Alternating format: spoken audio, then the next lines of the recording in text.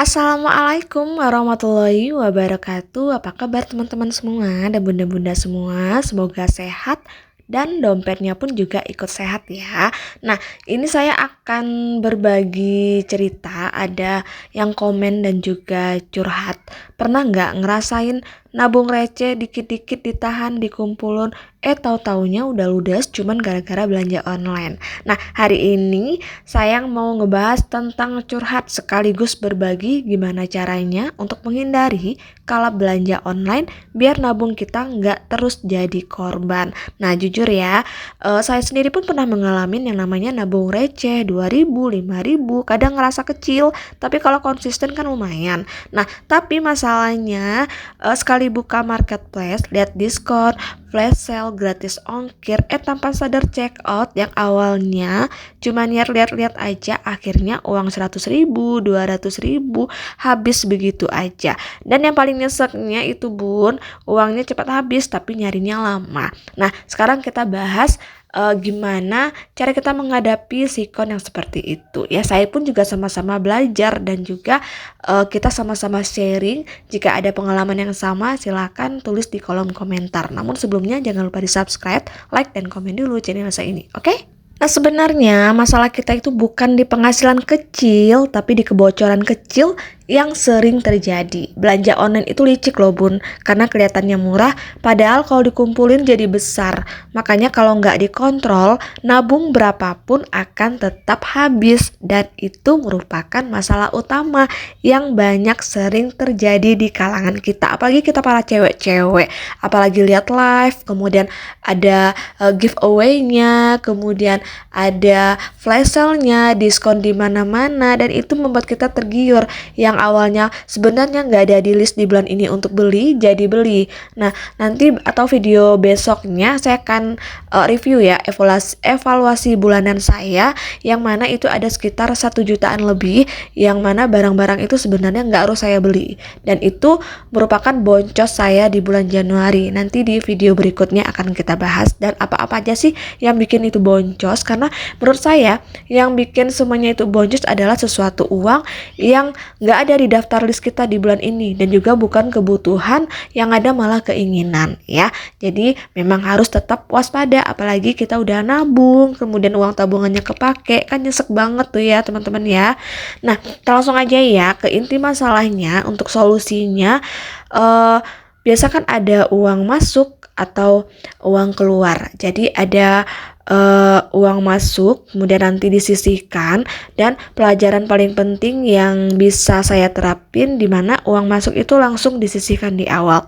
Jangan nunggu sisa, karena kalau nunggu sisa biasanya nggak ada sisanya ya. Begitu nunggu uang sisa, maka yang ada malah nggak ada sisa sama sekali. Begitu pegang uang, langsung deh teman-teman pisahin yang mana uang kebutuhan, yang mana uang jajan, yang mana uang nabung. Dimana uang nabung itu nggak boleh banget sebenarnya diganggu-ganggu, kecuali ketika ada keadaan mendesak ya bun. Nah, gimana nabung lama itu uangnya terkumpul sedikit demi sedikit dan juga cepat habis karena belanja online dari godaan promo ya, yang sering terjadi ke kita di kalangan emak-emak ini. Nah, kemudian setelah kita pisahkan uangnya, ada uang nabung, uang kebutuhan, uang jajan, dan uang senang-senang. Jadi barulah kita mulai, jika ingin berbelanja online, kita harus tahu strateginya seperti apa. Ya, kenapa saya bisa ngomong seperti itu, karena memang relate banget di kehidupan kita ya. Jadi ketika kita ingin berbelanja online, ini kita aturan yang paling ngaruh buat kita ya, buat aku sebenarnya ya bun ya. Jadi jika mau beli itu kita tunggu 3 hari. Kenapa harus tunggu 3 hari? Biasanya 3-7 hari, karena kalau setelah 3 hari atau 7 hari masih kepikiran dan memang dibutuhin, artinya itu memang kita harus beli. Namun jika setelah 3 hari atau lebih dari 7 hari kita udah lupa, berarti itu cuma pengen bukan butuh butuh. Jadi itu cuman keinginan aja. Jika butuh itu pasti kita selalu keingatan. Jika nggak beli kita nggak bisa ngapa-ngapain. Jika nggak kita beli kerjaan kita tertunda, itu namanya kebutuhan. Percaya deh Bun, banyak barang yang akhirnya nggak jadi dibeli karena nunggu kita mikir dulu. Coba deh kalau Bunda keluar ya, jiwa shoppingnya meronta-ronta, coba deh tunggu 3-7 hari. Jika itu butuh, maka silakan beli. Jika itu nggak kita butuh-butuh banget, silakan ditunda dulu sampai memang benar-benar ada uangnya. Dan jangan sampai mengganggu uang kebutuhan di rumah. Nah, untuk solusi ketiganya yaitu adalah anti kalap. Ya, anti kalap di sini maksudnya hapus semua ini aplikasi marketplace yang ada di handphone bunda-bunda atau yang ada di handphone teman-teman. Biasanya kita pantang banget nih lihat duduk dikit sebentar buka aplikasi TokTok atau aplikasi Oren, nanti lihat mereka lagi live, itu pantang banget nih lihat ada sesuatu yang wah ini keren banget nih, langsung deh masuk ke keranjang. Siapa ini yang pernah ngerasain seperti ini?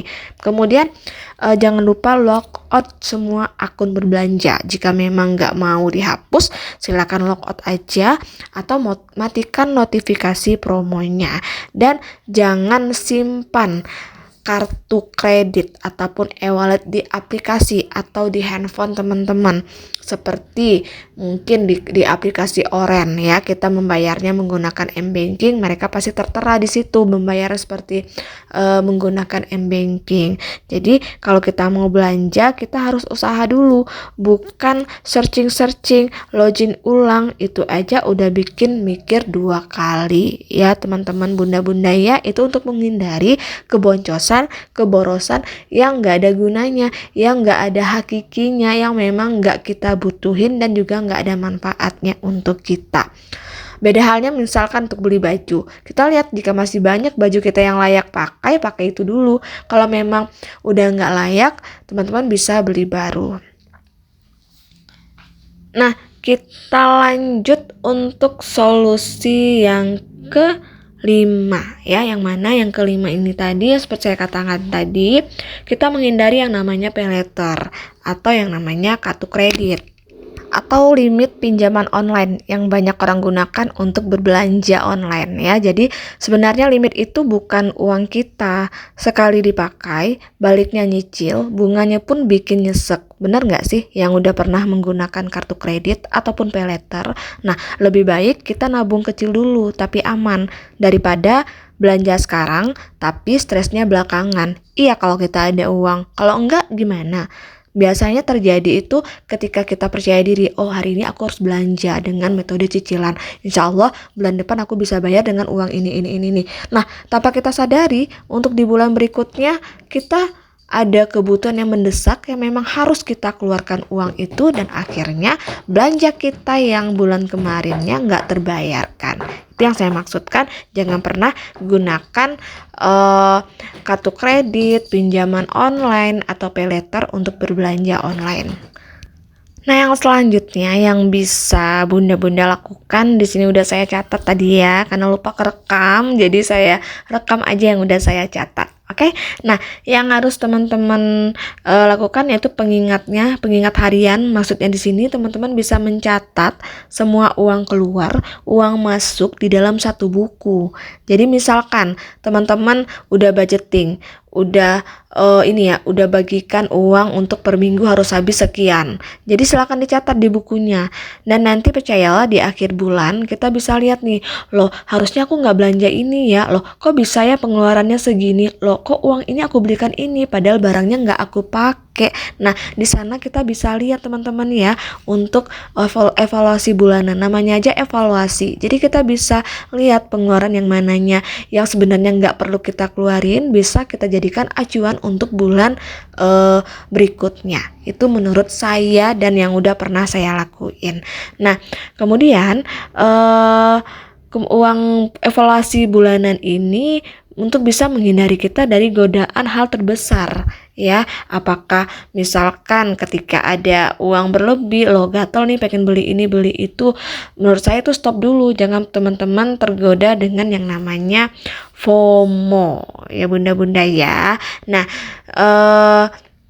sebenarnya untuk menghindari yang namanya belanja di marketplace, belanja online ini balik lagi ke diri kita sendiri. Kalau kita bilang kita kalap, pasti akan kalap. Tapi jika kita bilang, loh aku bisa menahan berbelanjaku di bulan ini, tapi yakin insya Allah pasti teman-teman bunda-bunda akan merasakan bahwa semua yang kita belanja itu jika nggak dibutuhkan, jika nggak kita manfaat untuk kita, jangan lakukan. Nah, satu lagi, untuk nabung itu bukan soal besar kecilnya, tapi soal konsistensinya dan kebiasaan kita. Pelan-pelan nggak apa-apa, yang penting jalan. Sedikit asal rutin, lama-lama jadi bukit. Nah, kalau hari ini bunda-bunda masih sering kalap, nggak apa-apa. Kita bisa belajar bareng. Yang penting sadar dan mulai diperbaiki. Nah, kalau teman-teman dan bunda-bunda merasa video ini relate, boleh banget like dan share ke teman-teman ibu lainnya. Dan juga jangan lupa tulis juga di kolom komentar godaan terbesar belanja online versi bunda itu seperti apa. Dan jangan lupa subscribe karena di channel ini kita belajar nabung, budgeting, dan hidup lebih tenang bareng-bareng. Akhir kata, wassalamualaikum warahmatullahi wabarakatuh.